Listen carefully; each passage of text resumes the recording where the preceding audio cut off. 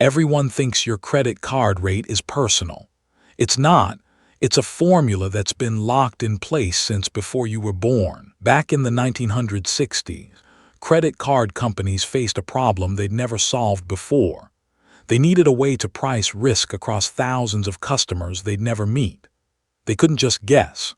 So they built a system, a framework that tied individual rates to broader economic signals. That framework is still the skeleton of how your rate gets set today, even if the machinery around it has gotten far more complex. The first major input, your credit score. But here's the irony: lenders didn't invent credit scoring to be fair. They invented it to be asterisk predictive asterisk. A credit score is essentially a bet. It says, given what you've done before, what's the odds you'll default? The worse the bet, the higher the rate. You're not paying for your past mistakes. You're paying for the asterisk statistical likelihood asterisk of future ones. But your score is only half the story.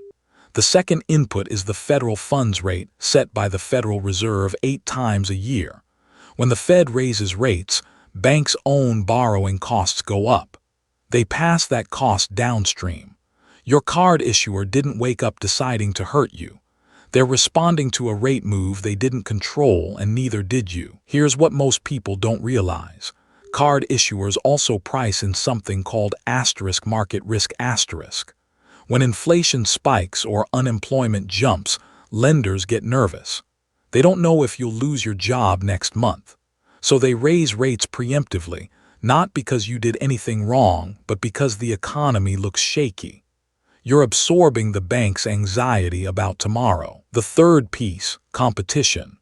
When dozens of card issuers compete for the same customers, rates compress. When credit markets tighten, say, after a financial crisis, lenders get cautious and rates climb. It's not conspiracy. It's supply and demand playing out in the background while you're just trying to pay your balance. What's crucial to understand: none of these inputs are secret. They're published. The Fed announces rate moves. Your credit score comes from public formulas.